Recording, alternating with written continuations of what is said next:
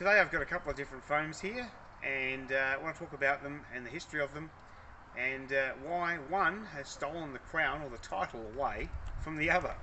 So back in 2014, exactly a decade ago, I found the 50 ST20 foam, as it's codenamed, made by a company in France, and basically a light cutting, almost medium cutting foam, but also a heavy cutting foam and an entry level finishing foam all in one, with very, very small cell structure, so for very good finishing.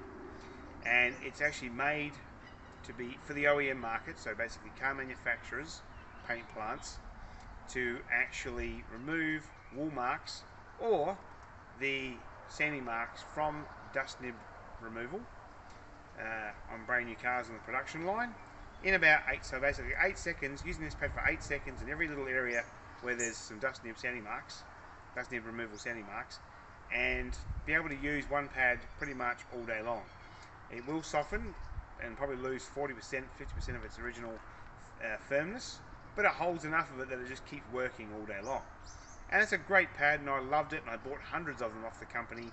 And 3 or 4 years later, they told me that they'd supplied it to another company that supplies my industry, and a lot of people know what this is. There's also another company that has one very, very similar, and they're all based basically on this pad. And I gave this pad the crown or the title of the closest thing to a universal foam pad, or the most versatile foam pad on the market. And I loved it. It's a great pad, and it served me very, very well. However, now that I'm doing the Pad King brand of polishing pads, my own developments, and pushing the boundaries where I can, bringing in new materials, and always looking for better foam and designing foam pads better, I have developed the Pad King Generation 1 Green All-Rounder Pad. Now this pad basically has a little bit more cut than the blue. It's more thermally stable than the blue, so it doesn't soften as much, holds its original more of its original firmness for longer. It lasts longer, and it finishes better. You can use it on a DA, any DA you like, a random orbital, basically random orbital, force rotation, or even a rotary, and get great results. And you can use it with a compound, a swell removal polish, a lighter polish, finishing polish, ultra fine polish like Rupes Pure. If you wanted to, you could use it with a primer polish like Labo Cosmetica Fiero, anything like that whatsoever, and it will work. And it's mainly designed for single step or duo gloss enhancements, or one-step corrections, or using this pad.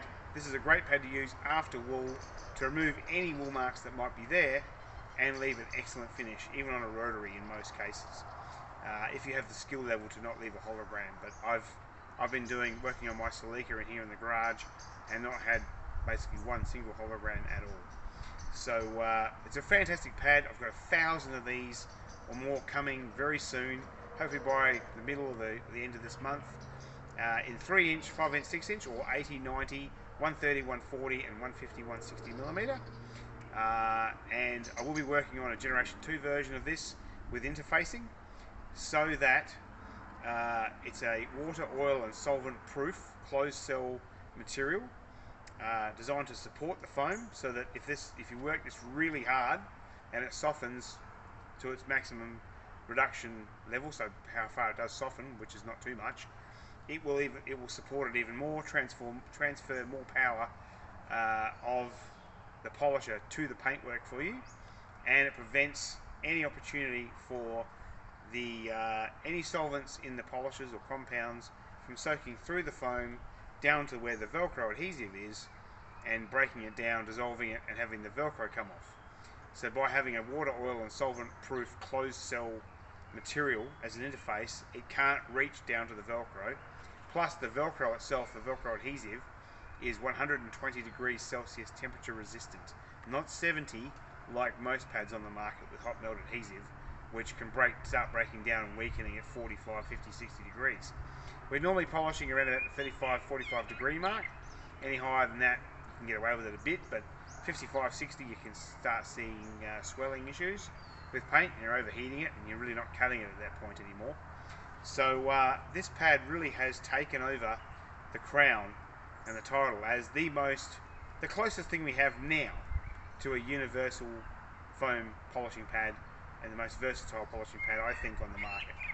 And I will continue to push the boundaries and see how I can make this even better with every generation to come.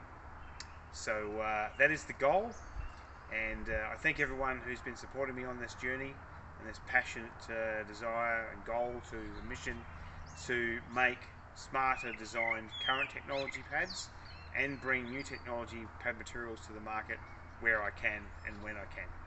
Thanks for watching, guys, and if you do want to try these, I will have 1,000 of these, or maybe even 2,000 very, very soon. So 3-inch, 5-inch, 6-inch, and they're a great pad, and you have to be doing something seriously wrong to destroy these. They do last a long time. I mean, the two I've been using primarily for testing, I've done at least 60-70 hours with them so far, and they're only showing minor wear at this point, so very minor wear. So they do hold up really well, and you should really be getting between a minimum of 5 cars if you're a bit harsh on pads, to between 10 and 25 cars out of a set of pads, of say 3 to 6 pads. I would probably get, in some cases, probably 100, either 100 panels or 100 cars out of a set of pads. But I just don't seem to be able to kill them for some reason. The one way to help actually to have your pads last longer is always moisten them, either with rinseless wash in the pad washer, or spray them with a pad lubricant like Liquid Elements Pad Prime, which I supply out of Germany. Fantastic pad lubricant. Also helps with reducing dusting and making polishes spread and work a little bit better. And also prevents that dry buffing and that tearing of the foam and ripping up of the foam. And that really helps to keep them clean and work better. So thanks for watching, guys. All the best. I'll be back soon with more.